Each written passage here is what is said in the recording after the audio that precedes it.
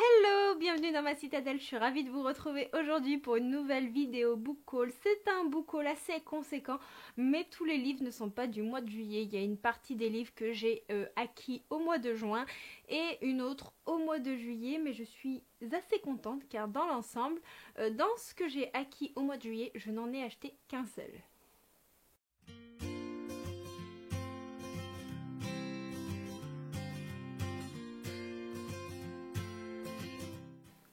Je vais commencer par vous présenter A Sign of Affection de Sue Morishita, publié chez les éditions Akata. Nous serons dans une histoire où le handicap, notamment la sourdité, sera mis en avant parce que nous allons suivre Yuki, qui est une étudiante comme les autres, qui vit une vie tout à fait normale mais qui est malentendante.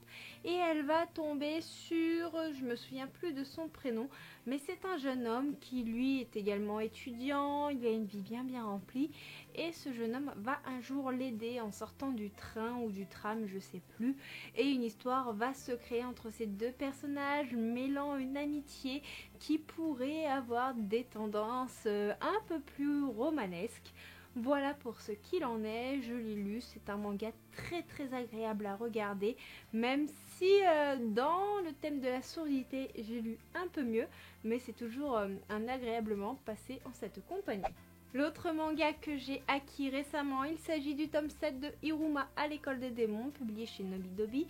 Vous savez que j'adore cette saga avec Hiruma, ce mortel qui se retrouve dans une école de démons à devoir avoir une couverture pour ne pas qu'on découvre son identité. C'est toujours une bouffée d'air frais que j'ai en lisant ce manga qui me met le sourire à chaque fois que je me plonge dedans, que ce soit au niveau des dialogues, des planches et de l'innocence qui se dégage. Tout cela avec énormément de bienveillance. Je vais à présent passer au roman et pour cela je vais parler du tome 2 de Dark Element de Jennifer Element-Roth, Toucher glaçant, c'est publié chez J'ai lu. Alors j'ai acquis au mois de juin le tome 1 de cette saga que je n'ai pas encore lu et donc je me suis dit tant qu'à faire autant avoir le tome 2 sous la main pour éviter d'être frustrée. Tout ce que je peux vous dire c'est que nous serons dans une romance paranormale avec une jeune femme qui a tendance à tuer tous ceux qu'elle embrasse. Voilà, je n'en sais pas plus et j'ai hâte de le découvrir. Il paraît que cette saga est géniale, tous ceux qui l'ont lu m'ont fait d'excellents retours. On va passer à de la fantasy avec une magie un peu particulière avec l'Empire d'écume de Andrea Stewart, La fille aux éclats d'os, publié chez la collection Big Bang de chez Brajlon.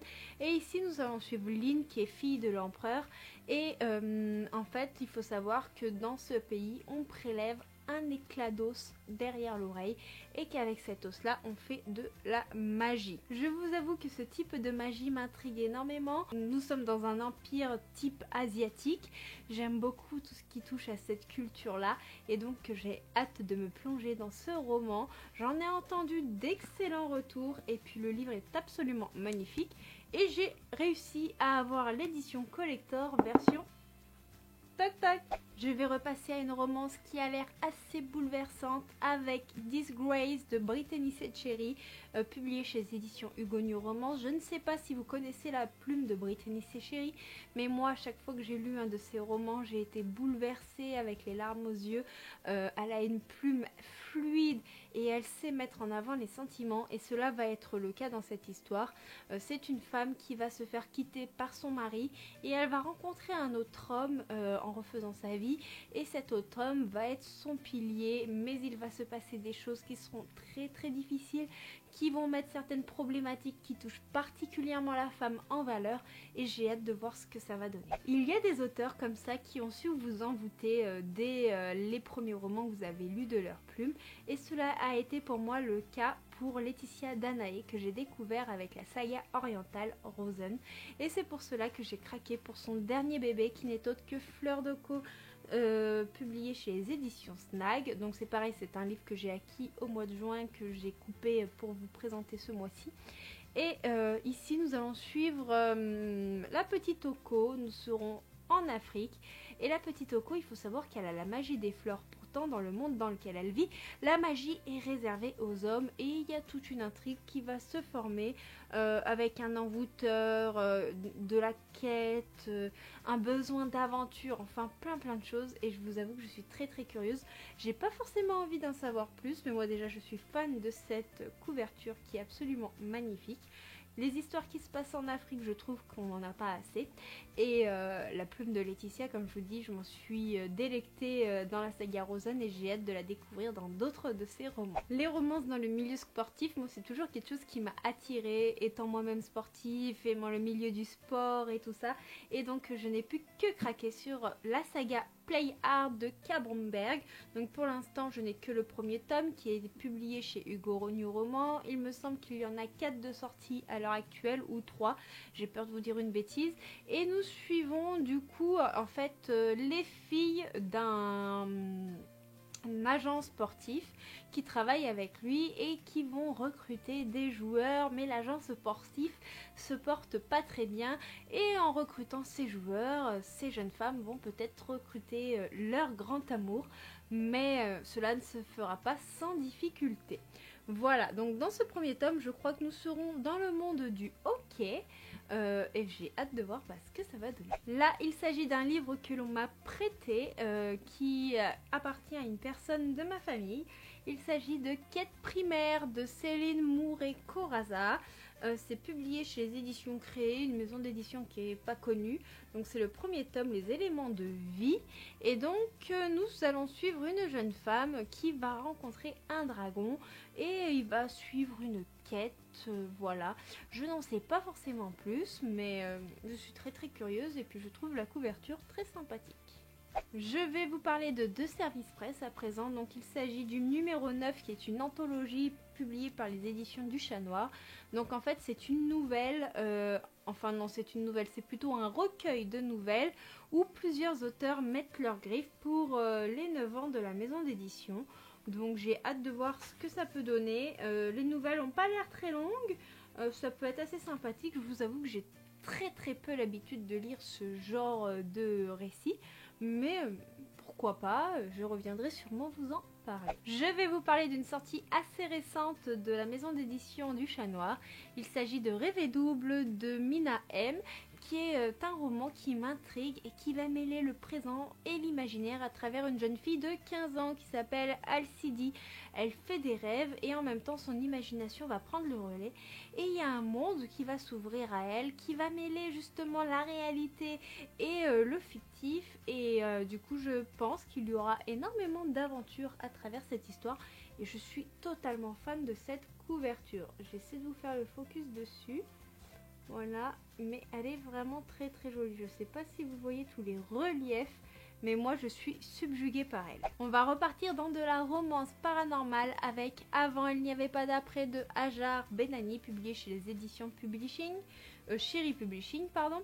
Et c'est un livre que j'ai reçu en service presse, qui est vraiment très sympathique à lire, qui est très original, où nous allons suivre Rose qui est adulte, qui vient de perdre son père et qui va s'acharner au travail. Mais un jour, une de ses patientes va lui laisser une boîte pour le moins mystérieuse. Cette boîte a la faculté de retranscrire les messages que l'on met à l'intérieur dans le passé. À travers cela, elle va essayer de changer un destin tragique, celui de Thomas, mais en même temps d'altérer le sien pour éviter qu'un drame ne subvienne. Voilà, et j'ai adoré ce roman qui est mis en avant par une narration très originale. Franchement, j'ai été incroyablement surprise. C'est pas un coup de cœur, mais c'est une excellente lecture. Je vais vous parler d'un livre qui ne va guère vous étonner. Il s'agit du tome 4, partie 2 de Keleana de Sarah J. Maas. Donc, vous savez depuis le temps que je suis totalement folle dingue de cette saga qui m'a envoûtée. Et donc, je me suis laissée emporter par ce tome-là qu'on m'a offert. J'ai continué de suivre les aventures de Keleana et de tous ses amis et autres protagonistes. Et j'ai été vraiment très envoûtée. Je ne vais pas vous parler de ce résumé parce que je pense que j'en ai déjà beaucoup parlé sur la chaîne.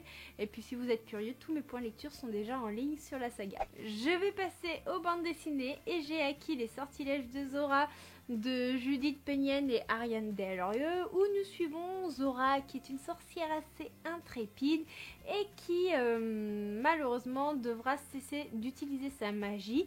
Sa grand-mère va faire en sorte que cela lui soit impossible parce qu'il y a une chasse aux sorcières qui a lieu et donc elle va se retrouver à Paris dans un collège avec des enfants normaux sans aucun pouvoir magique et pour Zora ça va être le véritable enfer.